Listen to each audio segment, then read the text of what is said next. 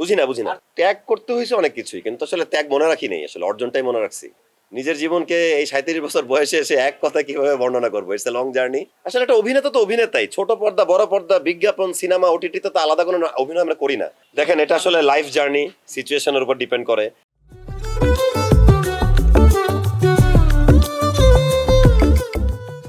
নাটকটা রচনা এবং পরিচালনা করেছে ইশতিয়াক আহমেদ ভাই। সবকিছু বিক্রি হয় না নাটকটার নাম। সো আমার ক্যারেক্টারটা একটা সৎ ছেলের ক্যারেক্টার করতেছে আর কি নাটকে। একটা সোশ্যাল মেসেজ থাকতেছে, কারণ আমি চেষ্টা করছি সবসময় একটা নাটকটা আনন্দ দিক, আবার কিছু নাটক করছি আসলে স্পেসিফিকলি সোশ্যাল মেসেজটা পাস করার জন্য। এটা ওয়ান অফ দ্য রিজন যে এই গল্পটা চুজ করার, যে আসলে সৎ থাকলে জীবনে অনেক স্ট্রাগল হবে, কিন্তু একটা সময় আসলে এটা একটা মানে এটাই থাকা উচিত আর কি। আর দিন শেষে পৃথিবী সবকিছু বিক্রি করা গেলেও মানুষ তার নিজের সত্তাকে বা বিবেককে বিক্রি করতে পারে না, এটা একটা পয়েন্ট। আসলে উপলব্ধিটা আমার ক্যারিয়ারের শুরু থেকে ছিল, মানে আমি ভার্সেটাইল অ্যাক্টিং করতে চাই বা সব রকম করার চেষ্টা করে দেখবো, পারি আর না পারি, একটা অভিজ্ঞতা তো দরকার, না ট্রাই করলে তো বোঝা সম্ভব না পারবো কিনা। তো আসলে এটা রিসেন্টলি চেঞ্জ করছি তা না, উপলব্ধিটা আগে থেকে ছিল, কিন্তু আসলে সুযোগটা পাওয়া হচ্ছিল না। যখন দুই একটা সুযোগ পেয়েছি তখন আমি কাজে লাগানোর চেষ্টা করেছি, বা আমার অ্যাক্টিংটাকে আমি আমি করার চেষ্টা করেছি। আসলে সামনের দিনেও যদি সুযোগ পাই তাহলে আরো কিছু মানে আমার আমার আমাকে যারা ভালোবাসে তাদেরকে দেখাতে পারবো, সেটাই আমার বিশ্বাস আর কি। আসলে মানুষের কাছে নাটকটা পৌঁছানোর আগ পর্যন্ত আমরা টের পাই না কোন গল্পটা মানুষ পছন্দ করেছে কোনটা করে নাই। এটা আমি 11 বছর ধরে কাজ করে বলতে পারবো না। তবে আমরা যখন কাজ করি আমরা মন থেকে করি, তো এটা যেহেতু সুন্দর গল্প, আমরা সুন্দর করে শুটিং করে যাচ্ছি, আশা করি মানুষের ভালো লাগবে। তবে আমি বলতে পারি না যে এটা আসলে কতটুকু আলোড়ন সৃষ্টি করবে আর কি। আমার মন্তব্য হচ্ছে দুর্দান্ত, এবং এই চেঞ্জেসটা তা আসবে এটা আমরা নিজেরা জানতাম। একটা সব একই গল্পে তো সবসময় আটকায় থাকে না, সময়ের সাথে সাথে মানুষের রুচি চেঞ্জ হয়, গল্পের ডাইমেনশন চেঞ্জ হয়। আমাদের নিজেদেরও আসলে দুইটা আর্টিস্ট, আমি একা আছি, আমার সাথে একটা নায়িকা আছে, ওই গল্প করতে ভালো লাগে না। আমার কাছে টিম ওয়ার্ক, গ্রুপ ওয়ার্ক, 10-12 জন আর্টিস্ট আছি, পরিবারের গল্প দেখতেছি, আমার নিজের কাছে ভালো লাগে।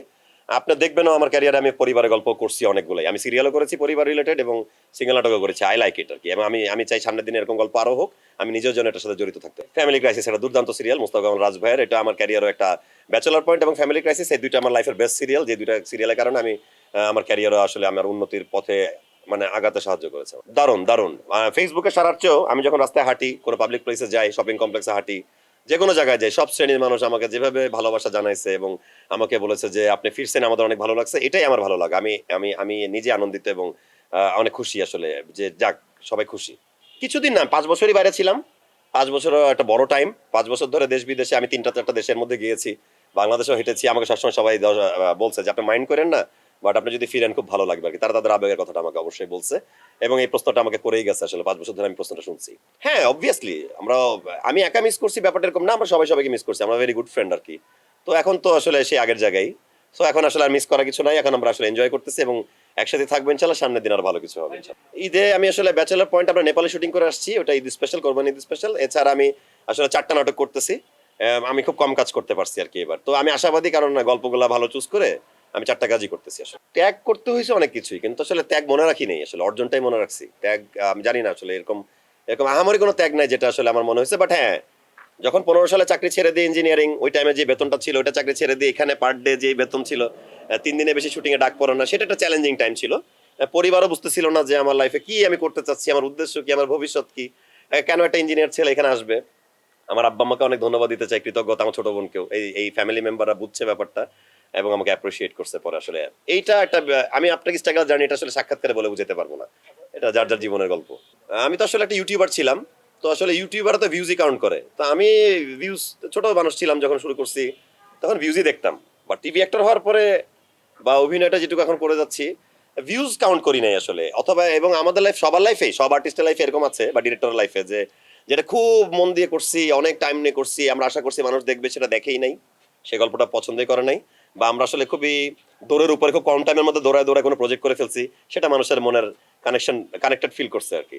সো আসলে এটা ভিউজ দিয়ে কাউন্ট করি না আমরা। আসলে একটা শিল্পের বিচার ভিউজ দিয়ে করা যায় না, এটা আমি আগেও 10 বার ইন্টারভিউতে বলছি, এবং এটা এটা সবাই বোঝেও যে এটা যে আমরা ফিল করে বলি আর কি। আমি কিভাবে দেখবো সিন্ডিকেট? আসলে আমি তো 26 সালে সিন্ডিকেট নিয়ে, এটা তো নতুন ওয়ার্ড না যে কালকে জানলাম সিন্ডিকেটটা তৈরি হয়েছে। আমি যখন 15 সালে আসছি তখনও তো সিন্ডিকেট ছিল, তার 10 বছর আগেও ছিল। যখন যারা ছিল তারা সবাই, এটাকে সিন্ডিকেট বলবেন না, এটা বেসিক্যালি যাদের সাথে যাদের মনের কানেকশন হয় তাড়াতাড়ি একসাথে বেশি কাজ করে, এটাই স্বাভাবিক। যার সাথে আমার ডিরেক্টরের গুড ফ্রেন্ডশিপ, আমি কাজ করি, এটা মানে আমরা সিন্ডিকেট এটা না। আর আমি সিন্ডিকেটের সাথে আসলে জড়িতও না। আমি কখনো জিজ্ঞেস করি না মেকআপ আর্টিস্টকে, ক্যামেরায় কে, আমি শুধু আমার সহশিল্পীরা কে এটা জিজ্ঞেস করি, কারণ জিজ্ঞেস করা দরকার বলে আমি মনে করি। একটা কাজে গ্রুপ ওয়ার্কে টিম মেম্বারকে কে হবে, এটা জানা দরকার। বাট সিন্ডিকেট ওইটাকে বলে যে একদম সবকিছু আমি লক করে রাখবো, যে প্রত্যেক ডিপার্টমেন্টে প্রোডাকশন বয়টা পর্যন্ত আমার পছন্দের হবে। আমি 4 নাটক যে করতেছি, 4 নাটকে সবাই 4 জন, ক্যামেরাও সিনেমাটোগ্রাফারও 4 জন, মেকআপ আর্টিস্টও 4 জন, প্রোডাকশন বয়রাও সবাই সবাই আলাদা আলাদা। সো আমি সবার সাথে কাজ করতে চাই, যেন সবার সাথে রিজিক শেয়ার করা যায়। ছোটবেলার মজার অভিজ্ঞতা বলতে কোরবানি ঈদ একটা আনন্দের জিনিস ছিল। যখন আমরা ছোট ছিলাম, আমরা দাদি বাড়িতে যশোরে সবাই ঈদ করতাম, সবাই একসাথে মানে নামাজ পড়তে যাওয়া থেকে শুরু করে কোরবানির যে বিষয়টা, একসাথে খাওয়া দাওয়া করা, একসাথে আনন্দ আড্ডা দেওয়া, সেই জিনিসটা তো হারাই গেছে। আমরা তো দিন শেষে সবাই নিউক্লিয়ার হয়ে গেছি ঢাকায়, যার যার বাসায় এখন কোরবানি হয়। ওই দেশের বাড়িতে গিয়ে ওই ঈদ করাটা মিস করি আসলে। গরুর দৌড়ানি আমি 2 একবার খাইছি। একবার একটা মনে আছে, ঢাকা ক্যান্টনমেন্টে ছিলাম, আমি আদমজি স্কুলে পড়তাম, ক্লাস 3 না 4 এ। তো আমি লাল পাঞ্জাবি পরা ছিলাম, একটা গরু আসলে জবাই করার মানে দেওয়ার আগে উঠে গেছিল, এবং আমার মনে আছে যে আমি দৌড়ায় ওই আর্মির মানে ওই ইউনিটটার ক্যান্টিনে ঢুকছিলাম আর কি, বেঁচে গেছিলাম আর কি। ওই একবারই দৌড়ানি খাইছি, বেশ ভয় লাগছিল আর কি ছোটবেলায়। ফ্যামিলির কারোর সাথে হাঁটা যাওয়া বলতে আমি একা হাঁটে গেছি। আমি 3 বার আমি হাঁটে গেছি আর কি, খুব বেশিও যাওয়া হয় নাই, বাট আমি 3 বার গেছি আমার লাইফে। না আসলে রাতের বেলা গেছি ওইভাবে, আর এত ভিড়, এত এত সবাই ব্যস্ত, কর্মব্যস্ত, সবাই সবার পশু ইয়ে নিয়ে ব্যস্ত। তো ওইভাবে সেলফি টেলফি তোলা হয় নাই, তবে একটা আলাদা এক্সপিরিয়েন্স হয়েছে আর কি, হাটের একটা আলাদা মজা আছে। ব্যবসায়ী আমাকে চিনেই নাই। প্রথম কথা হচ্ছে, ব্যবসায়ী ওই জোনেরই না যে যে নাটক দেখে, তার ওই টাইমটা নাই। সো এই ব্যবসা মানুষের চেহারা দেখলে তো বোঝা যায় যে চিনে না। সো আমাকে চিনেও নাই, আর এরকম কোনো ঘটনা ঘটেও নাই। না আমি দামাদামি করে বেশ ভালোই কিনছি, এটা আমার মনে আছে আর কি। আলহামদুলিল্লাহ আমি জিতছি আর কি, আমার সাথে আরো 2-3 জন হেল্প করতে ছিল আমার সাথে। সো ব্যাপারটা এরকম আমি ফেস করিনি। নিজের জীবনকে এই 37 বছর বয়সে এসে এক কথা কিভাবে বর্ণনা করবো? It's a long journey. আমাদের লং জার্নি, আবার লাইফটাও শর্ট। আমরা অনেক মানুষকে হারায় ফেলতেছি। হ্যাঁ, তো আল্লাহ সবাইকে বাঁচায় রাখুক, ভালো রাখুক, সুস্থ রাখুক, এই তো আর কি। জীবন নিয়ে কিছু বলার নেই, জীবন ইজ গোয়িং গুড, আলহামদুলিল্লাহ, সব ঠিকঠাক আছে। আসলে একটা অভিনেতা তো অভিনেতাই, ছোট পর্দা, বড় পর্দা, বিজ্ঞাপন, সিনেমা, ওটিটিতে তো আলাদা কোনো অভিনয় আমরা করি না, শুধু সময়টা বেশি কম পাই, দ্যাটস ইট। নাটকে আমরা কম টাইম পাই, সিনেমা বা ওটিটিতে গেলে একটু বেশি টাইম পাই, বিজ্ঞাপনের জন্য একটা ছোট জিনিস করতে অনেক টাইম পাই। সো অবশ্যই হয়েই যাবে ইনশাল্লাহ, মানে আমি সবকিছুই করতে রাজি আছি। অভিনয়টার সাথে জড়িত যে কোনো জিনিসের সাথে আমি করতে রাজি, যেটা আমার মন পোষায়, যেটা আমার করতে ভালো লাগে, প্যাশনেট ফিল হয়, দ্যাটস ইট। দেখেন, এটা আসলে লাইফ জার্নি, সিচুয়েশনের উপর ডিপেন্ড করে আমার লাইফ কেমন চলতেছে, এখানে কাজের ব্যস্ততা কেমন। আমি একা মানুষ, 20টা কাজ করতে গেলে সব কাজ নষ্ট হয়ে যাবে। অনেক কষ্ট করে ইউটিউবার থেকে টিভি অ্যাক্টর হয়েছি, এটা কোয়ালিটিটা ধরে রাখতে চাই। আবার ইউটিউবার হওয়ার চেষ্টা করলে আমও যাবে, ছালাও যাবে।